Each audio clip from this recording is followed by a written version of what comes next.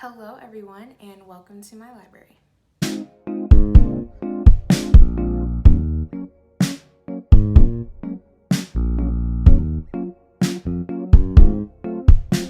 So today I am going to be doing the Booktube Newbie tag. I started this channel almost out of necessity. If you think about it, I have a Bookstagram account that I started about a month and a half ago, and I sort of had all these ideas for different types of videos I wanted to do and uploading reading vlogs and all those sorts of things. But Instagram isn't necessarily the platform for that sort of longer form content, and I also really like talking, so I decided that it would be better to transfer that sort of thing over to my YouTube channel and then, kind of give people the option to consume whichever type of content that they would like.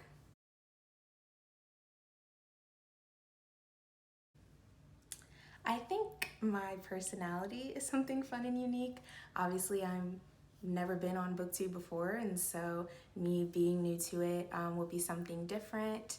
I also think that I have some really creative ideas that are kind of stirring up in my head, so I definitely can't wait to bring that to this platform. And I'm also just in general a very open person and definitely very open and excited to kind of build community here. So that's probably like the BS answer, but that's what I have. Kind of answered this in the last question, but I would say I am most excited about the community aspect of Booktube.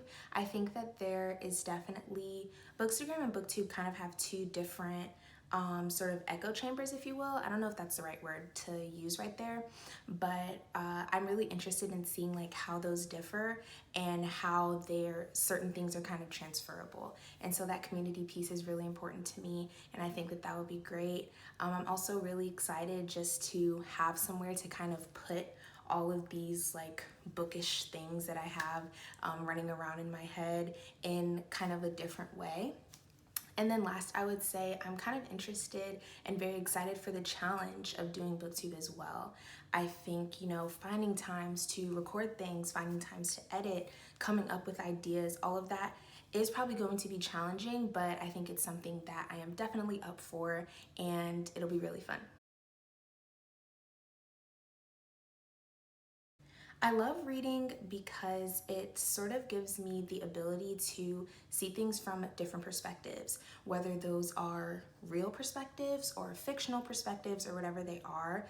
That's something that's very important to me. I'm a very empathetic person, and I really like to be able to understand how other people are feeling, what they're thinking, and what that means. And I feel like reading is one of the best ways to do that because you're essentially going into the mind of this author and seeing what they've created, and going into the mind of the characters that they've created.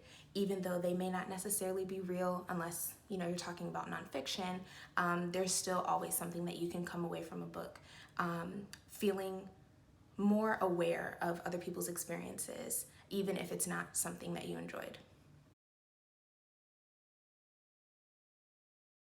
So the book that I would say got me into reading, when I hear this question, I kind of think of what is like the earliest reading memory that I have, and it is definitely Dancing in the Wings by Debbie Allen. I'll put a picture up somewhere here, but I literally read this book like every day when I was like a really young kid.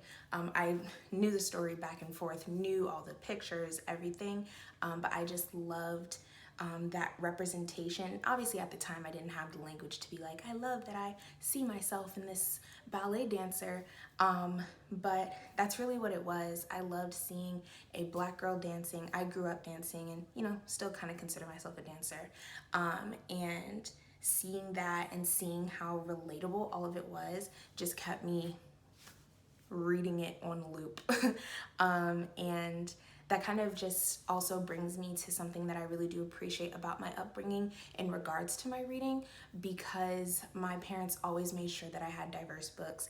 I had books with Black girls on the cover, about Black girls, had Black Barbies, had, all of these things that affirmed for me that my identity as a Black girl and now as a Black woman was valid. And I think that that's really important. That's also something that I really value in my reading now as far as reading diversely. I don't know what questions I would ask my favorite booktubers. Um, Maybe I would ask them if they have any tips for starting this whole endeavor. But that's really all I can think of. So again, I also kind of touched on this a little bit earlier, but I think one of the biggest challenges for me is going to be time. I'm a very busy person. I think I just don't like having too much free time. And so I have a lot of things on my plate, and you know, this is obviously a choice that I'm making to begin this endeavor. It's a hobby, whatever, but that it's a time commitment, and so definitely finding the time and prioritizing this is going to be a challenge for me. But again, I am definitely up for the challenge. And then the other challenge, which this one might even be more, will be resisting the temptation to just buy books all the time, because I know there's a lot of conversations about consumerism and the book community and all these sorts of things, and I'm not gonna lie to you, I am a consumerist. I like buying books. If it's something that seems interesting to me, if it's something that recommended by a booktuber that I respect and that I typically agree with their opinion, I'm probably gonna wanna buy it. And so one thing that I really want to do to counteract that is, one, getting a new library card, because mine has been expired for I don't know how long, and two, not giving into that temptation. Like, just because someone talks about a new book that I know that I'm gonna like doesn't mean I need to necessarily run to Barnes & Noble and buy it immediately, because that's how you go broke. So of course my phone cut me off, so I really don't know where I ended, and also if the angle is like different or a little bit off or anything, that's why I'm filming on my phone. Like, it's, you know, whatever. I think I was on, when did I start reading? So yes, so more like substantial books. I would probably say like around third, fourth grade, you know, doing like Judy Blume. Judy Blume? Is that who it was? Judy Blume. What was the thing? Like Beezus, not Beezus. Ramona and Beezus? I think that was one of them.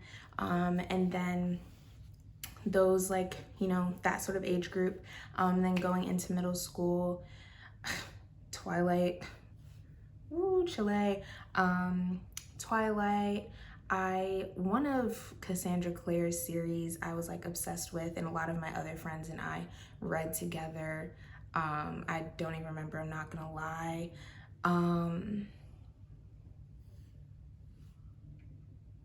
The Divergent series I read in middle school and obviously enjoyed it then, just like everybody else. John Green, John Green, I was a stan. Pretty much all like the popular, but Hunger Games, yeah. Pretty much all like the popular YA books that everyone was reading in middle school, I was also reading in middle school. And yeah, and then moving into high school, my reading definitely slowed down with, you know, just a different workload, more freedom. So I wasn't spending as much time in the house, all those sorts of things. And I kind of stayed within that genre. YA, I really liked dystopians, and yeah. And then now I am more so like, my favorite genre, at least that I've like kind of more so decided and announced is my favorite genre, is literary fiction.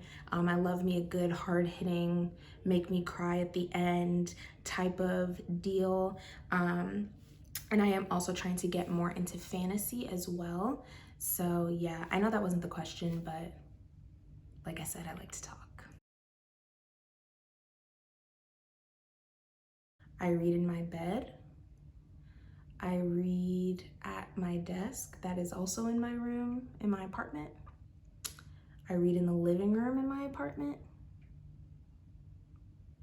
Yeah, I don't really know what this question is supposed to be getting at. I feel like that's kind of a boring answer, but whatever. I also kind of answered okay, whatever. But kind of books that I like to read, like I said, literary fiction, that is like my top genre that I enjoy reading. Don't really care about the specific age range. I'm fine with middle grade YA or adult for that type of genre. I am trying to get more into fantasy, like I said, so that's kind of something that I'm definitely going to be focusing a lot more on in 2021. Uh, what else do I like? I am not a huge sci-fi person anymore. Like I said, around like middle school and high school, I really was into dystopians, and I think people consider those to be sci-fi.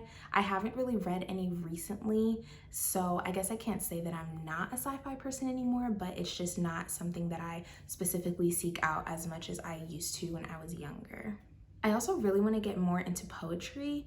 I feel like I wouldn't dislike it, but I'm sort of like traumatized from like high school poetry when it's like all of these flowery words and I have no idea what's going on, but I have to write a whole paper about it and like that sort of thing. But yeah. Oh, I also love thrillers. I definitely love thrillers, mystery, a little bit of horror. I've been getting more into horror, especially like horror movies recently. So yeah, also a thriller horror girl. And that was the last question. Thank you all so much for watching. Hopefully you like me and you're interested in sticking around and seeing more of what I have to offer for this channel. What else do people say for like outros? Like, comment, subscribe.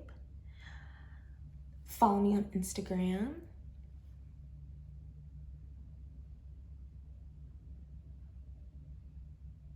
Yeah. Thank you so much again, and I will see you next time. Why do I say bruh? Well, my curls are popping. Period. I think that's correct. That's crazy. Period.